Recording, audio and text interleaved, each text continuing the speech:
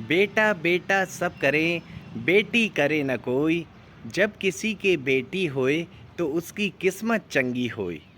जब किसी के घर में बेटी का जन्म होता है, तभी से एक पिता अपनी बेटी के विवाह की तैयारी शुरू कर देता है, इसी आशा के साथ कि वह एक दिन अपनी बेटी का विवाह बड़े ही धूमधाम के साथ करेगा। समय का पहिया अपनी गति से घूमता रहता है और कब एक पिता की नन्ही परी बड़ी हो जाती है, पता ही नहीं चलता। और इसके साथ ही वह दिन भी आ जाता है जब एक पिता अपनी बेटी का विवाह अपनी हैसियत से बढ़कर बड़े ही धूमधाम के साथ करता है, इसी आशा के साथ कि मेरी बेटी का जीवन सुखमय हो, उसे किसी भी प्रकार का कोई दुख ना हो। वहीं बेटी भी अपने ससुराल को अपना घर समझकर उनकी आशाओं पर पूरी तरह से खरी उतरने का प्रयास करती है।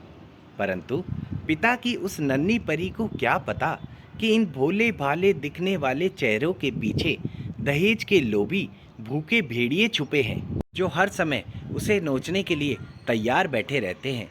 ये दहेज के लोभी उसे शारीरिक और मानसिक पीड़ा पहुंचाने में अपनी तरफ से कोई कसर नहीं छोड़ते।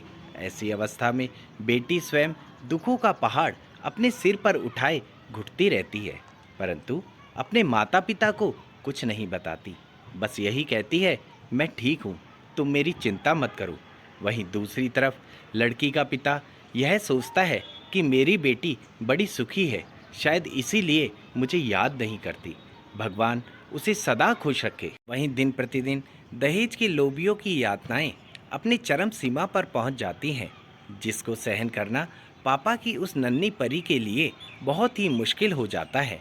और एक दिन ऐसा आ जाता है जब पापा की वह नन्ही परी बिना बताए दुनिया से इतनी दूर चली जाती है, जहां से वापस आना असंभव है।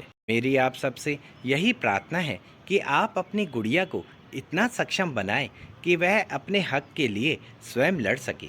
संकट की घड़ी में वह माँ काली का रूप धारण कर दुष्टों का संहार कर सके, अपने ऊपर होने वाले अत्याचारों का मुंह तोड़कर जवाब दे सके। जब 1857 की क्रांति के दौरान रानी लक्ष्मीबाई शतरानी की भांति अंग्रेजों से लोहा ले सकती है, तो आज के आधुनिक युग में नारी अपने अस्तित्व को बचाए रखने के लिए क्यों नहीं लड़ सकती। इसीलिए कहा जाता है, जब गर्दिश में हो तारे ना घबराना प्यारे, अगर तू हिम्मत ना हारे तो होंगे वारे न्यारे। गर्दिश में हो तारे ना घबराना प्यारे। अतः जिंदगी जीने का नाम है, खुलकर जिए।